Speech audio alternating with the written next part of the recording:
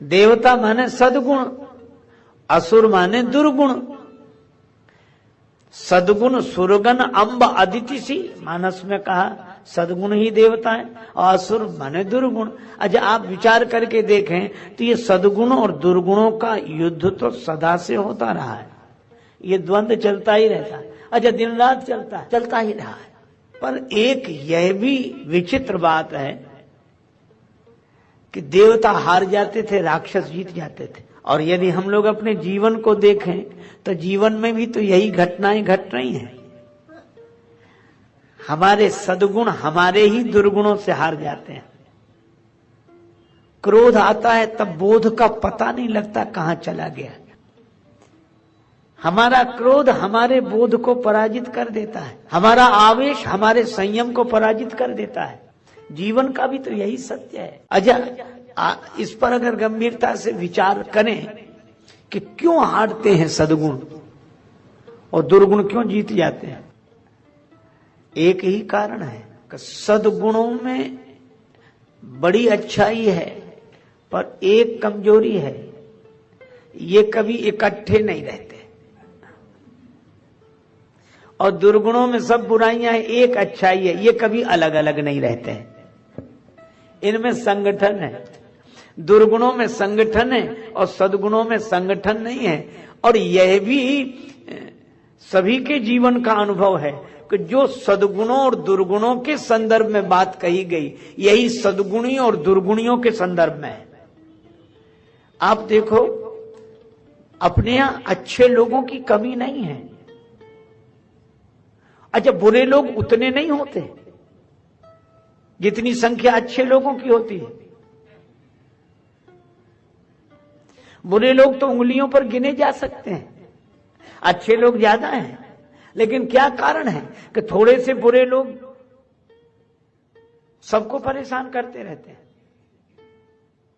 उसका कारण यही है कि अच्छे लोग संगठित नहीं है, सद्गुण जिन जिन में वो संगठित नहीं है। आज भी देखो जो लोग अच्छी अच्छी बात कर रहे हैं, कई लोग कर रहे हैं पर मिलकर कहां कर रहे हैं, संगठन नहीं है। आप देखो 4 शराबी आराम से रह जाते हैं, इतने आराम से रहते हैं कि दूसरा न मिले तब तक उनको चैन नहीं मिलती, खोज खोज के। एक आदमी चिलम पीता था, तब वो चिलम पीने लगे तो कई लोग इकट्ठे हो जाए। तो मैंने उससे कहा कि तुम पीते हो तो वैसे तो पीना अच्छा नहीं, और पीते हो तो अकेले ही पिया करो, इतनों को काहे को बिगाड़ते हो, ये सब इकट्ठे होते हैं। तो उसने कहा कि महाराज आप पीते नहीं हो इसलिए आपको पता नहीं, मजा ही नहीं आता इतने लोगों के बिना। उनका संगठन है। 4 जुआरियों को, 4 शराबियों को, गंजेड़ी भंगेड़ियों को आप इकट्ठा रख सकते हैं, 4 को इकट्ठा रख सकते हैं, पर 2 विद्वानों को इकट्ठा नहीं रख सकते। और उसका कारण केवल इतना, मैं बहुत बार सोचता रहा, अगर विद्वान संगठित हो जाएं, साधु संगठित हो जाएं तो कितना अच्छा, अच्छे लोग सब संगठित हो जाएं, पर होते नहीं।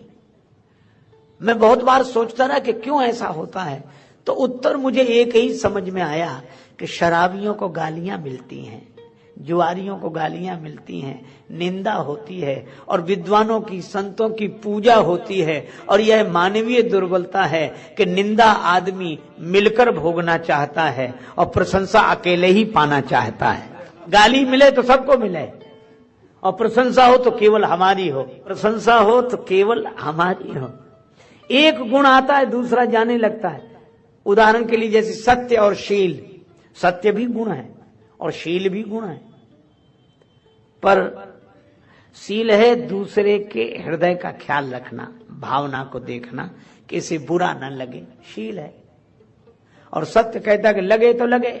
आपने सत्य बोला कि शील गया, और किसी का शील रखोगे तो सत्य गया। ये इकट्ठे ही नहीं रहते हैं। सत्य कहता है शील को रखो तो हमें छोड़ो, और शील कहता है हमें रखना है तो सत्य को छोड़ो। ये इकट्ठे नहीं रहते, सद्गुण इकट्ठे नहीं रहते। अच्छा, और विकार इकट्ठे रहते हैं। आप देखो, काम विकार है, कामना, चलो कामना, इच्छा विकार है। मन में उत्पन्न होने वाले एक विकार का नाम काम है, कामना है।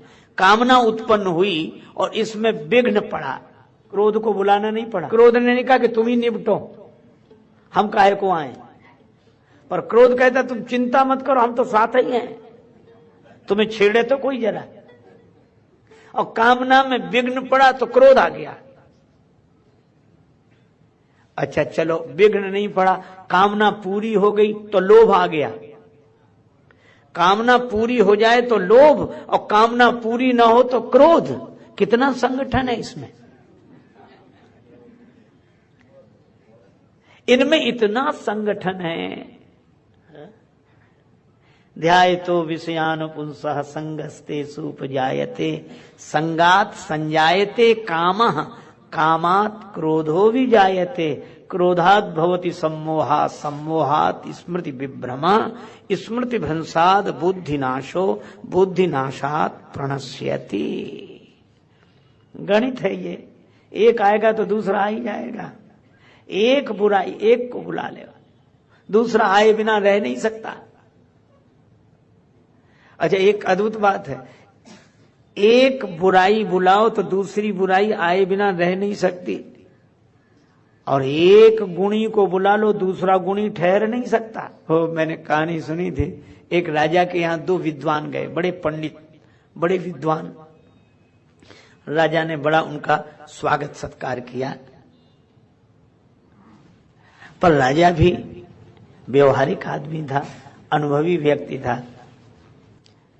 एक विद्वान स्नान के लिए गए, तब उसने दूसरे विद्वान से, पंडित जी से कहा कि महाराज आप तो बड़े योग्य, बड़े विद्वान दिखाई दे रहे हैं, और समझ में आ रहा है कि आप बहुत योग्य हैं, ये आपके साथ जो है वह भी आपकी तरह विद्वान होंगे। अरे बोले, कहेगा विद्वान, घोड़ा है, वो तो हम उसको साथ लिए घूमते हैं कि एक से दो भले। बड़ा अच्छा। अब वो आकर बैठा, अब ये गए स्नान करने, तो राजा ने, राजनीतिक आदमी, उनसे भी वही पूछा कि आप तो बड़े योग्य विद्वान प्रतीत हो रहे हैं, ये जो आपके साथ हैं ये भी तो विद्वान होंगे, आपसे थोड़े कम होंगे। अरे बोले, कम? विद्वान का एक बैल है, पर एक से दो भले, इसलिए साथ रहे। राजा बोला ठीक। अब जब दोनों तैयार हो गए, राजा ने कहा चलिए भोजन के लिए।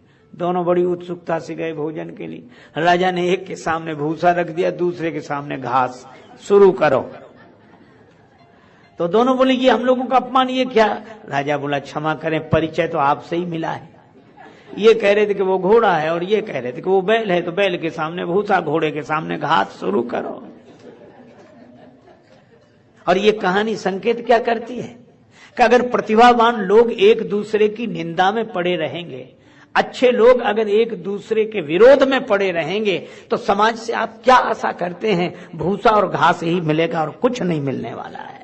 राजा ने कहा कि पहले संगठित तो हो जाओ। अच्छा, एक अद्भुत बात है, राम जी और रावण का झगड़ा बाद में हुआ, राम जी और परशुराम जी का झगड़ा पहले हो गया। अच्छा, दोनों भगवान, राम जी भी भगवान और परशुराम जी भी भगवान, दोनों अवतार। अच्छा, एक और अद्भुत बात है, दोनों को तुलसीदास जी ने उपमा भी एक ही दी। रघुवर बाल पतंग, पतंग कहते सूर्य को, और परशुराम जी आए तो आयो भृगुकुल कमल पतंगा। दोनों सूर्य और दोनों अवतार, दोनों भगवान, और दोनों का विरोध। इसका अर्थ क्या है? इसका अर्थ यह है कि बुरे लोग ही समाज के लिए समस्या नहीं है, अच्छे लोग भी समाज के लिए समस्या बन जाते हैं। कब? जब एक अच्छा आदमी दूसरे अच्छे को सहन नहीं कर पाता है, तब। प्रकाश देने वाले दोनों ही हैं। सूर्य, दो सूर्य आ गए, राम जी भी सूर्य, परशुराम जी भी सूर्य, पर झगड़ा किस बात का हुआ? परशुराम जी ने कहा या तो हमसे युद्ध करो, नहीं या राम कहलाना छोड़ दो। करी पर तोष मोर संग्रामा, नाई तो छाड़ कहाऊ रामा। या तो युद्ध करके मुझे संतुष्ट करो, नहीं आज से राम कहलाना बंद कर दो। राम जी को मनी मन हंसी आई कि सारा झगड़ा नाम का ही निकला, कि नाम हो तो हमारा ही हो, इनका ना हो जाए।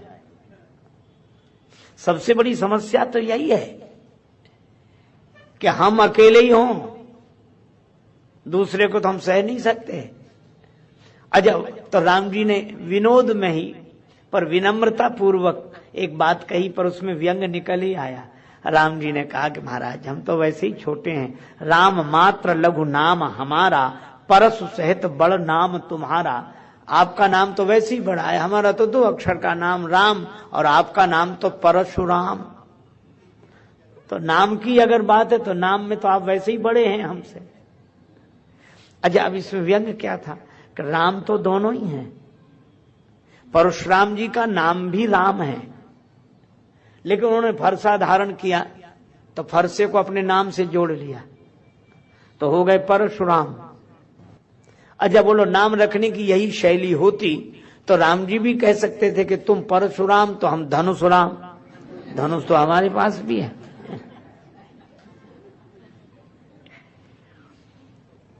असल में अपने हाथ में जो आ जाता, अब देखो फरसा भी हाथ में है, तो अपने हाथ में जो है क्या वो अपने हाथ का है? अपने हाथ में दिया गया है पर अपने हाथ का नहीं है। अगर हाथ का होता तो चलता, पर चला नहीं। बहाई ना हाथ दहाई ऋषि छाती, हाथ चले तब तो फरसा चले। तो जो हाथ में आ गया है उसको अपने नाम से काहे को जोड़ते? फिर इस हाथ में अच्छा, हाथ में जब आएगा कोई भी पदार्थ तो तभी आएगा जब कोई दे। तो जब भगवान ने दिया है तब तो हाथ में आया है। अच्छा, अद्भुत बात है, भगवान ने दिया तब हाथ में आया, तो जिसने दिया उसका नाम तो भूल गए, और जिसके हाथ में आया उसने अपने नाम से जोड़ लिया उसे। और यही बात होती है। तो आपके हाथ में जो आए उसे अपने नाम से न जोड़ें, आपके हाथ में जो आए उसे भगवान के नाम से जोड़ें कि हाथ में मेरे है पर भगवान ने दिया है, भगवान का है, मेरा उसमें क्या है।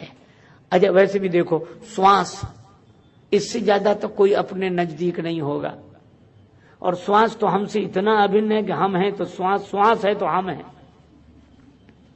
लेकिन ये आपकी श्वास आपके लिए है पर आपकी नहीं है, भगवान ने दी है।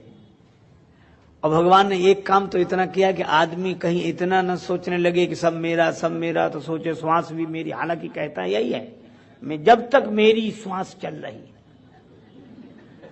जब तक मेरी श्वास चल रही है तब तक मेरी श्वास। अच्छा, आप सोचो अगर श्वास अपनी होती तो जब मन होता तब लेते, जब मन होता तब नहीं लेते। कहते आज तो इतवार है, छुट्टी का दिन, नहीं ले रहे हैं। पर ऐसा कोई कर सकता है कि श्वास ना ले? वो लेनी ही पड़ेगी। आप सोचो, नहीं तो कोई कहता भी कि श्वास क्यों नहीं ले रहे हो? हमारी श्वास हम ले या न ले, तुम्हें क्या परेशानी? पर भाई इसी तरह जब हमारे जीवन में जो कुछ भी विशेषताएं आए, यह सोच लें कि भगवान की दी हुई हैं, भगवान की हैं, तो मन अभिमान से नहीं भरेगा।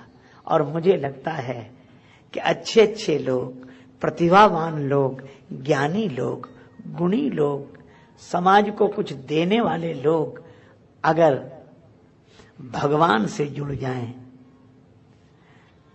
तो फिर बुरे लोग इन्हें नहीं मिटा सकते, फिर बुराई अच्छाई को नहीं मिटा सकती। और यही कारण है, अभिमान ही विष है और भगवान अमृत है।